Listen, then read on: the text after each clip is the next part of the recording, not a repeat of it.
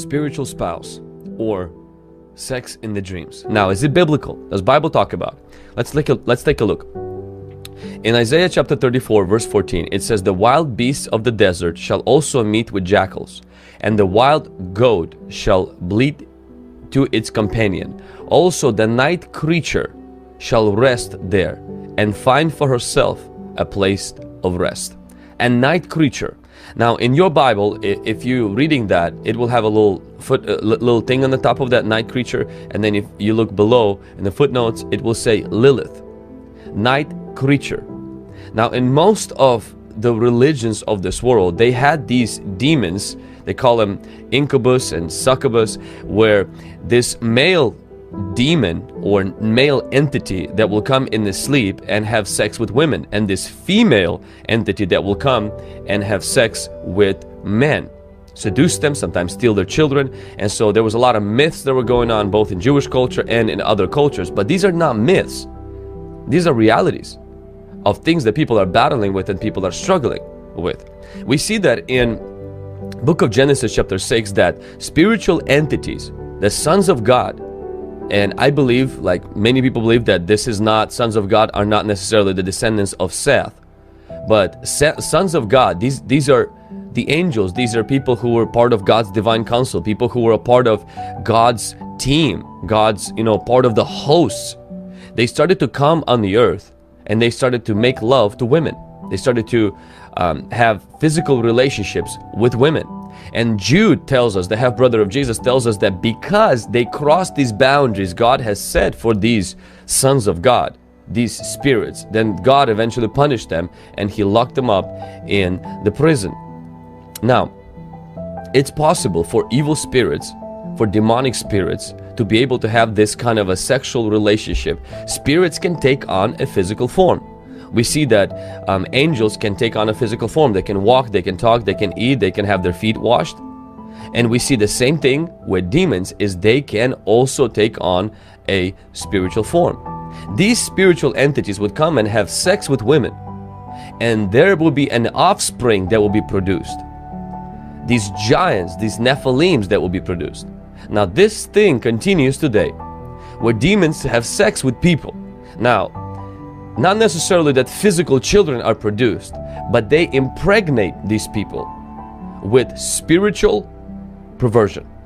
They impregnate this person with spiritual confusion.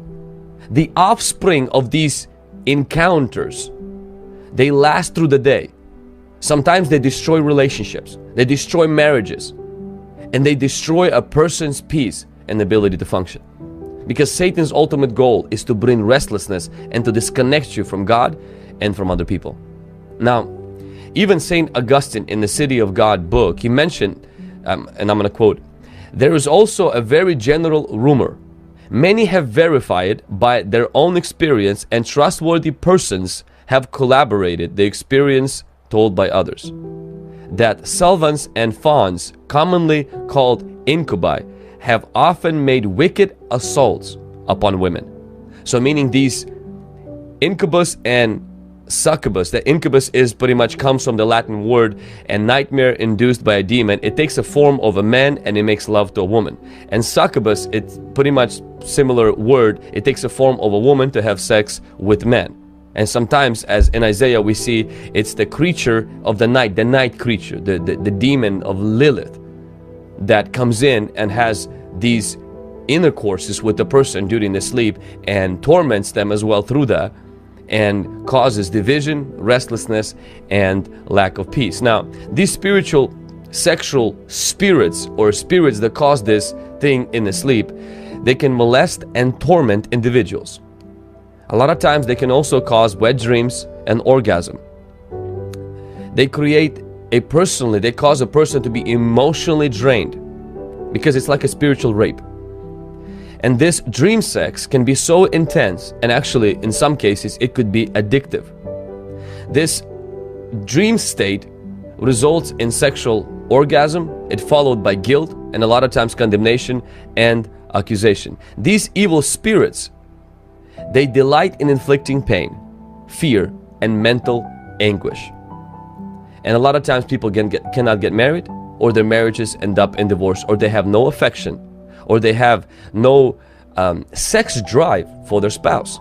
Now, I'm not in any way saying that if you're battling with any of these things that I just mentioned, that it must be that. But if you have something that comes to you at night, and something that takes on the face of someone else and has sex with you in the sleep, and this continues regularly, you're battling, you're struggling with wet dreams, and you're waking up and you feel like, man, I just had an orgasm in the sleep, and this is something that is repeated, and you're watching also pornography, or you're battling with lust or other things, you're dealing with the spirit that is very common. And almost every person that I know that does deliverance has one time or another dealt with this in delivering people from demons. And once the people were delivered, all of this nonsense stopped.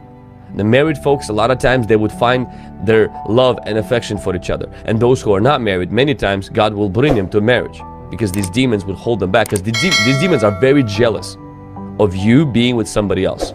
They're almost like attached themselves, and they're very jealous of you being with somebody else. That's our time in this video. I do believe you were inspired by it. Then give it a thumbs up and subscribe if you're new to this channel for more great content like this. Remember to take responsibility on what you learned today. This video is proudly sponsored by our patrons. You too can support this channel by visiting our Patreon page. The link is in the video description below. I want to say a big thank you to all our patrons out there.